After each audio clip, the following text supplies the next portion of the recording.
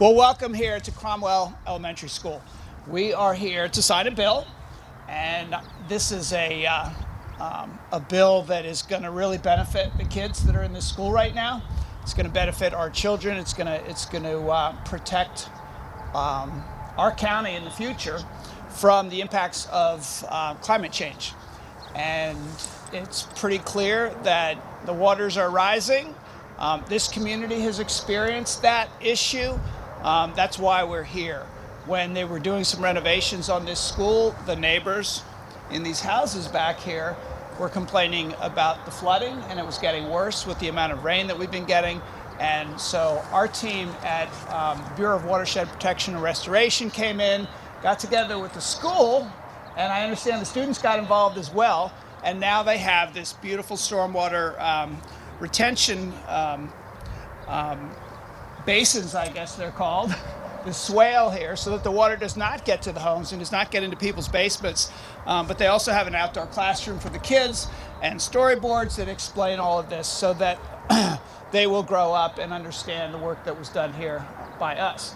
But we know that what's coming is bigger and worse, and throughout our county, we're going to have to spend some real money protecting communities, protecting our public infrastructure, and preparing for what's coming in terms of storms and sea level rise all across the county, especially near the water, but throughout the county.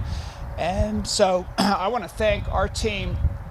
Preeti Emmerich and Chris Phipps are here, and of course our environmental policy director, Matt Johnston, and Chris Trumbauer, and our whole team really for working with some of the experts at the University of Maryland to come up with a plan for our county, identifying some of that public infrastructure, estimating some of what it's going to cost, but then the real challenge was figuring out how to pay for it.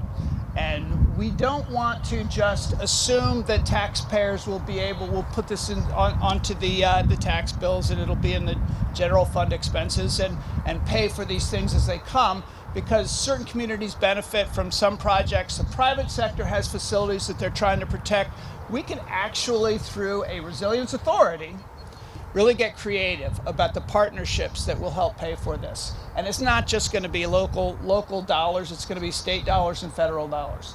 So we had to get the authority to do a resilience authority. So we went to Brooke Lehrman and our delegates and senators from Anne Arundel County and asked for that authority, created a bill to give us that authority, and the council bill that I'm signing today creates what will be our resilience authority. We will be awaiting the city's bill that will be passing here soon. The mayor is here to make sure that happens, so that they will be able to appoint people to the authority as well. So the next steps will be to appoint those representatives to our authority, to hire a director, to hire a chief financial officer for the authority. And I want to thank the council not only for passing this bill, but also passing the budget that includes $500,000 of seed money to get this thing started. So this has been a really great team effort, and I'm looking forward to signing this thing. But I want to bring Brooke Lehrman up to talk about the state role in all of this. Thank you. A huge thank you to County Executive Pittman for his leadership on this issue. And it's so fitting that we're at a school today because, of course, we all, adults up here, have to do what we can to make sure we leave the kids in this school building a world that is not as negatively impacted from the climate change as it could be. And we have to help make sure that the world is ready for them. So a huge congratulations to County Executive Pittman, Councilwoman Lacey, Councilwoman Pickard, all the Democratic council members for passing this. Excited to see what Mayor Gavin Buckley and the team in Annapolis do as well. And a huge shout out to Joanne Throw and some of the others at the University of Maryland like Dan Ness who helped make this happen. I was really proud to work on this legislation because it is the type of bill that government needs to be passing, right? This is about flexibility and innovation. So I was proud to work with Senator Sarah Elfreth, Delegate Courtney Watson, Senator Katie Fry Hester to make sure we could allow our counties the ability to create their own resilience authorities, to give more leeway, to give more freedom and flexibility, to funding initiatives that will help us mitigate the effects of climate change. Climate change is going to affect our state in ways that we can only imagine. I mean, the storm on Monday night, the 5-inch size pieces of hail that felt like they were going to come through my window, those storms are going to become more and more frequent. We're going to see more and more flooding, and the heat is going to be hotter and hotter in our neighborhoods. And all of these effects require tools to prepare and to respond to climate change. That means infrastructure like these beautiful gardens. It means this beautiful community stormwater system. It means trees. It means roads. It means any type of infrastructure we can imagine. And we have to be innovative. We have to be bold. And we have to be inclusive when we're preparing to meet the challenge that climate change is bringing. And this legislation does just that. So congratulations and thank you to County Executive Pittman and the Democratic Council members of the Anne Arundel County Council for passing this thoughtful, inclusive, and innovative legislation. Thank you. Thank you.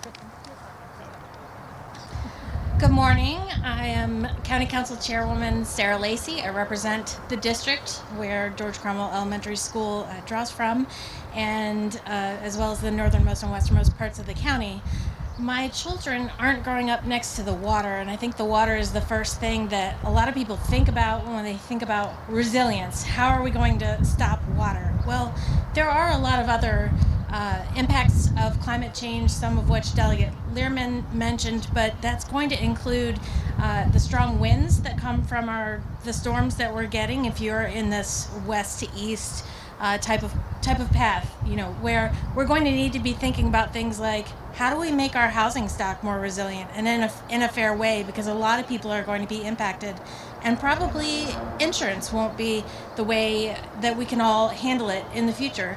That's just one question that's different from the water question or storm water especially, but it's going to require really broad thinking.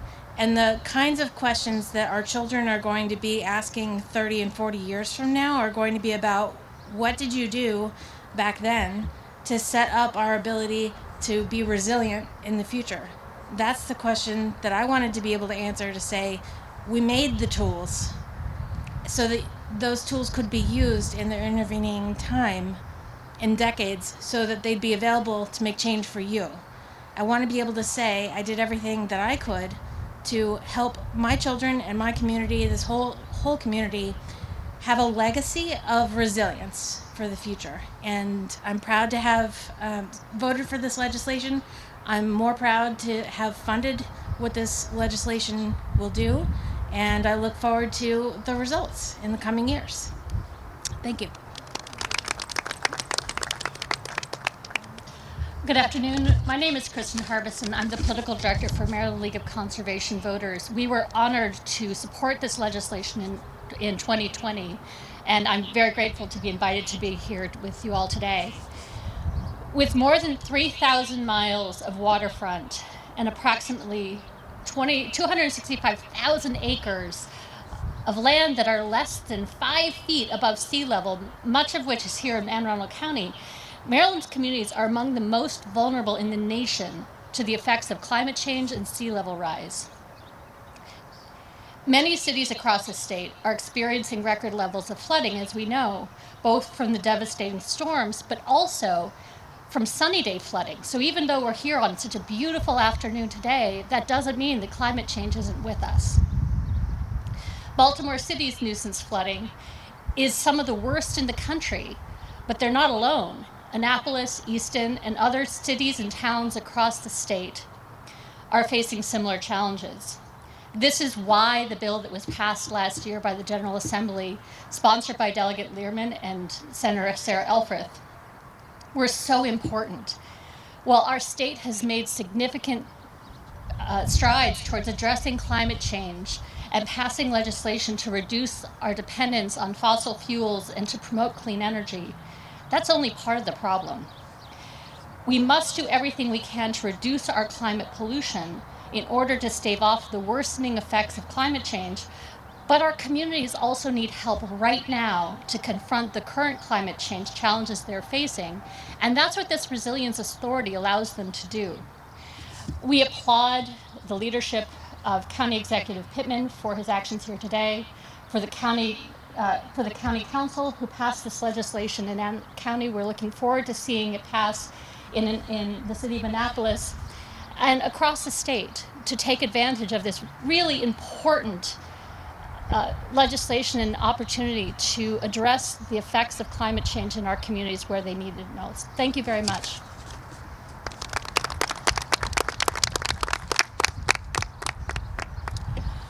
Good morning. My name is Allison Pickard, and I represent District 2, Glen Burnie, Millersville, and Severn on the County Council. And I am so pleased to be here to celebrate the bill signing of 3121, Anne Arundel County's Resilience Authority. I've crisscrossed my community and truly all parts of the county, and we've seen how the nuisance flooding, climate change, the effects that are really challenging our infrastructure, they're not going away. If you pay attention to county council meetings, you've heard me say more than once that in local government, no one is coming to save us. We have to save ourselves. The buck stops at local government, and our roads, our bridges, our schools, our outdoors are at risk. And this legislation is smart, it's innovative, it's forward-thinking, and it's going to tackle the challenges that we all faced when we entered elected office. It's what I was elected to do, and I'm certainly glad we're signing this bill today. So thank you for being with us.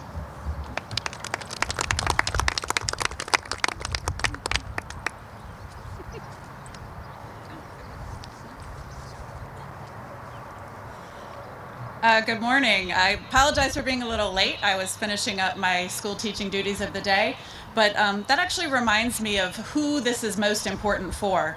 I teach middle school students ages 11 through 14, and they already know that climate change is a problem. They are looking to the future and realize this is something that is going to be very important for them to address.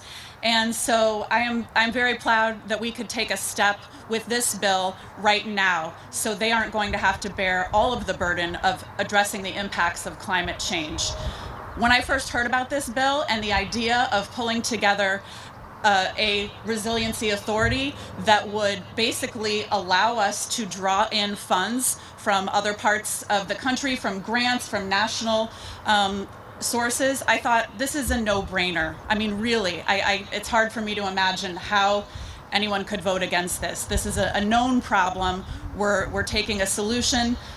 We made a small contribution, a tiny fraction of our budget to get this started, and if we continue to do that, that will make a huge impact. So when you get an opportunity to make such a big bang for your buck, you should take it. And I'm really proud that the county executive brought this to the council, and I'm proud that I was able to vote for this and my colleagues were able to vote for this, and I look forward to hearing that it's passed in the city of Annapolis, which I also represent as well. So thank you very much. And from the city of Annapolis, we've got to hear from our mayor with the project that I think is going to be the poster child at City Dock.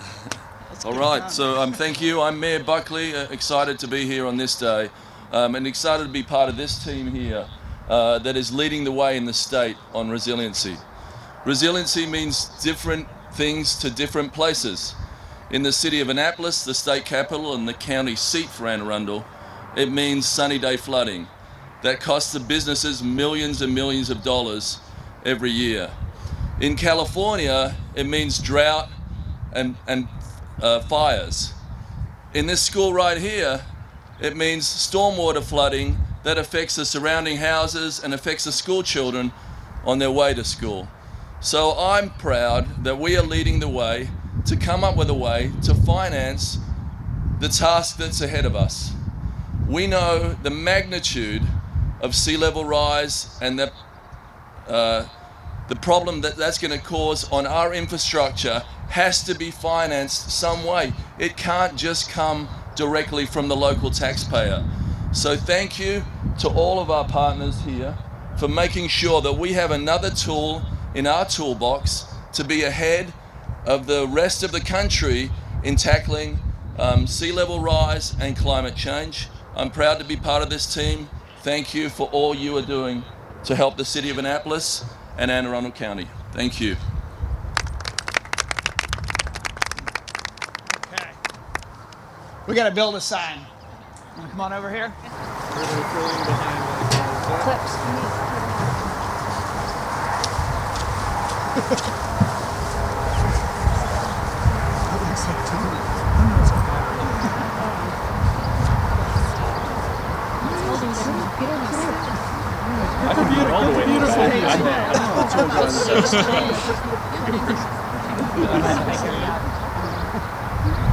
All right, this is Bill 3121, and it's official.